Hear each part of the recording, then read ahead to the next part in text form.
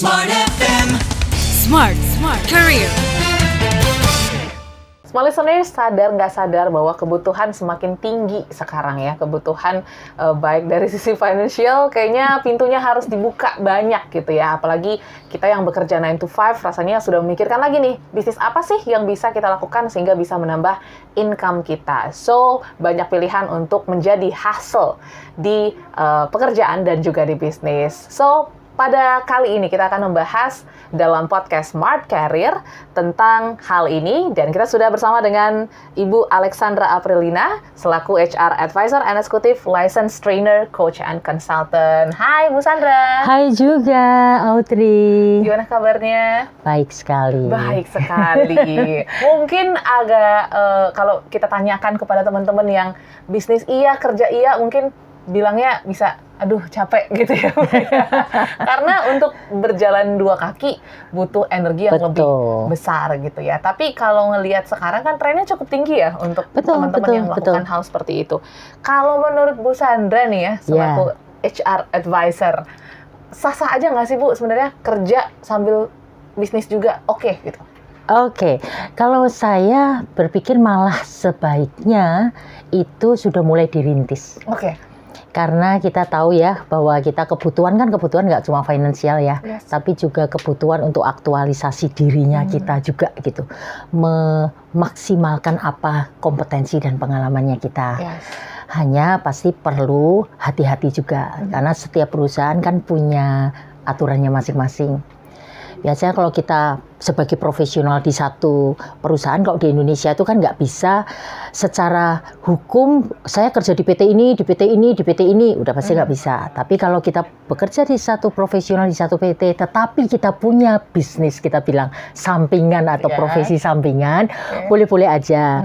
Tapi kan apa sih sebenarnya yang ditakutkan oleh perusahaan kalau karyawannya tuh punya bisnis sampingan? Pasti satu, jangan sampai nggak fokus. Betul. Satu ya. Wah, malah konsentrasinya terpecah nih. Secara kerjaan profesional jadi terganggu, target jadi terganggu kan gitu ya. Terus di satu sisi lagi, ya sebaiknya jangan bisnis atau hal yang terkait sama kompetisi yang sama gitu. Itu kan juga nggak etis ya. Jadi pasti kalau kita bilang di satu perusahaan dengan perusahaan yang lain ada aturan-aturan yang harus disepakati sih. Oke, berarti secara apa ya, hukumnya sebenarnya boleh nggak sih Bu Sandra, atau ini kebijakan masing-masing perusahaan gitu ya? Kita sebagai karyawan punya bisnis, menjalankan keduanya tanpa mungkin menghilangkan fokus keduanya. Ya, kalau kita bilang kita full time nih sebagai karyawan, apalagi di perusahaan yang tadi 8 to 5 ya. Betul. Kemudian dari Senin sampai hari Jumat gitu. Kan kapan lagi? Berarti kan udah pasti tuh. Waktu kita luangnya cuma malam. Ya pasti kan ya yang nggak pakai jam kerja dong, nggak curi-curi jam kerja gitu kan. Tapi kan ada perusahaan-perusahaan yang udah hybrid nih. Yang kemudian pengukurannya adalah target. Betul. Ya kan? Ukurannya adalah kesepakatannya adalah hanya terkait dengan project misalnya gitu ya. Nah, itu sih sah-sah aja. Asal ada perusahaan yang gini juga, ada yang misalnya membatasi tidak boleh bersaing, kemudian tidak boleh menggunakan fasilitas kantor pasti ya. Itu udah as a profesional ya. Kemudian juga perusahaan-perusahaan ada yang lebih bebas juga, malahan nggak apa-apa lah gitu, bebas. Hanya ini aja. Ya, balik lagi tergantung agreement atau kontraknya seperti apa sih aturan mainnya. Oke. Dan pastinya tren ini juga sangat-sangat besar gitu di Gen Z, di millennials, melihat juga kebutuhan tadi ya. Kita bilang semakin tinggi, aktualisasi juga semakin tinggi. Karena semuanya pengen nanti kalau sudah pensiun mungkin jadi bisnis, akhirnya merintis dari sekarang gitu. Gimana caranya supaya bisa seimbang keduanya sehingga tidak berat sebelah ya, Bu Sandra ya? Kita mesti harus profesional dan time manajemennya bagus. Itu aja sih kuncinya. Selain tidak melupakan bahwa ada etika-etika gitu, ada etika-etika yang harus dijalankan. Nah, sama seperti ketika saya masih menjabat juga as a VP HR gitu di salah satu grup lah ya, baik waktu ketika di Astra maupun ketika di Combiphar Group itu juga gitu. Apakah saya bisa terima kalau saya membawa nama perusahaan, ya pasti saya izin sama manajemen kan ya. Kemudian kalau saya ngajar dan itu adalah tidak bertentangan atau ngajar tidak di industri yang berkompetisi, ya saya ambil cuti lah. Kan gitu ya, itu profesionalnya. Ada beberapa yang udah menjalankan bisnis, tapi yang menjalankan bisnis adalah suaminya, anaknya, saudaranya, tantenya, tapi dia ikut bantu itu untuk mengembangkan bisnis itu. Nggak apa-apa juga, sepanjang bisnis itu akhirnya juga fair. Ketika masuk ke perusahaan itu diperlakukan juga fair. Misalnya contohnya gini, dia bisnis makanan. Kemudian ya dia bersaing aja dengan vendor-vendor makanan ketika memang mau masuk salah satunya di perusahaan. Tapi ada juga perusahaan yang bilang nggak boleh ya, kalau punya bisnis keluarga atau apapun juga nggak bisa bersaing sama vendor. Anda juga nggak boleh ikutan tender atau nggak boleh ikutan vendor menjadi vendor. Ada, tapi ada juga yang fair. Ya udah silahkan, kalau Anda menang ya silahkan masuk gitu ya. Terus kemudian menggunakan yaitu bisnis rintisannya anaknya lah, istrinya lah, suaminya lah apa gitu. Ada juga yang mengizinkan begitu sih. Oke, jadi sebenarnya ya balik lagi kebijakan perusahaan gitu ya. Itu tadi aku menarik sih bahas tentang fenomena hybrid, bekerja sebagai hybrid ataupun mungkin remote dan lain sebagainya. Nah, ini kan menjadi kesempatan yang besar ya Bu Sandra ya untuk kita yang mungkin pengen punya bisnis tapi cari kerjanya yang remote ataupun hybrid. Nah, gimana cara kita untuk memaksimalkan waktu tadi? Karena kan time management ini sangat penting. Apalagi kalau hybrid remote, kita kan nggak diperhatiin perusahaan ya. Kerjanya kapan gitu. Betul. Nah, ini takutnya waktunya terbagi-bagi nih Bu Sandra. Makanya harus disepakati jelas nih. Ketika bekerja as a profesional, targetnya apa, peran tanggung jawabnya apa, itu mesti disepakati jelas. Karena ada beberapa perusahaan yang ibaratnya target ininya itu belum jelas. Jadi itu kadang-kadang suka jadi tarik-menarik ya. Oh, nggak boleh lah Anda gitu. Padahal sebenarnya dia masih punya waktu, masih punya kesempatan gitu. Tapi dihalangi oleh segala aturan. Kalau saya sih nggak terlalu setuju ya. Karena kalau misalnya punya kesempatan, punya kompetensi, punya pengalaman, dan dia harus merintis karena suatu ketika toh di profesional kan juga pensiun ya. Betul. Ketika pensiun itu kan nggak mungkin perusahaan terus akan mempekerjakan dia terus kan. Terus dia nggak siap apa-apa gitu. Akhirnya jadi sengsara juga. Kualitas hidupnya, taraf hidupnya jadi turun gitu. Nah, jadi yang paling utama ya harus tetap sepakat fokus kepada apa yang jadi target, apa yang jadi peran dan tanggung jawabnya, apa yang jadi etika dan apa aturan mainnya.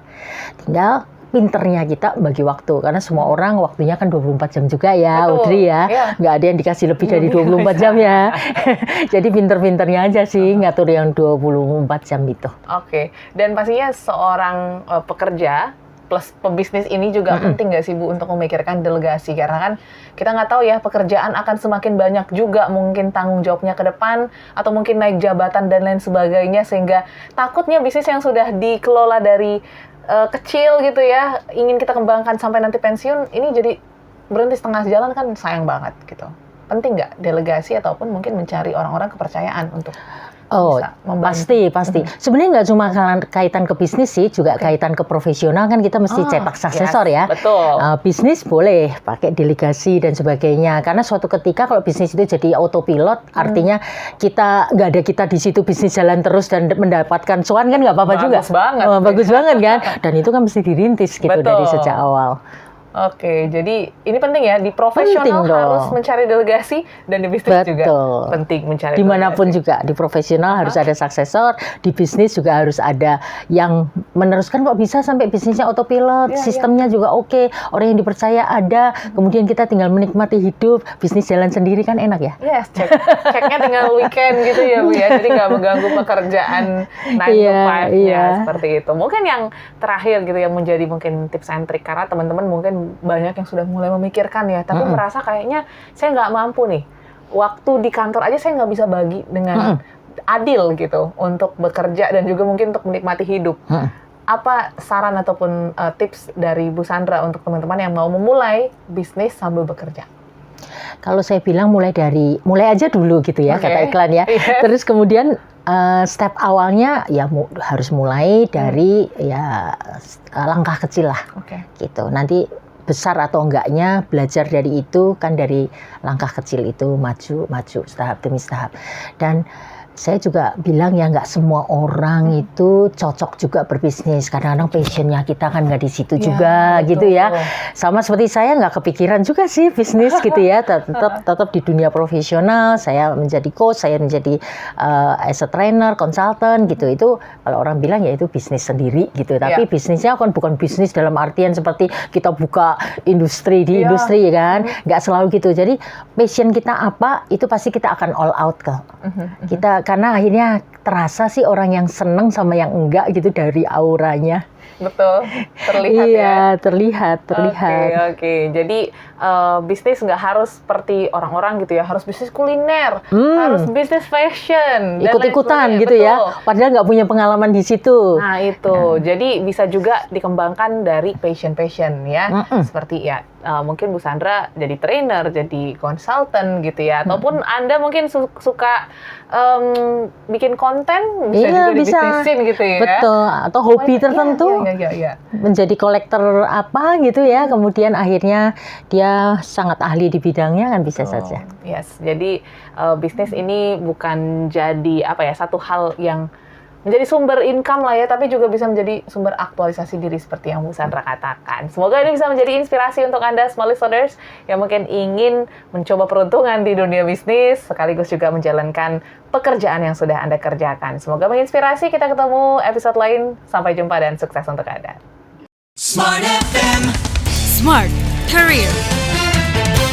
Make your future better.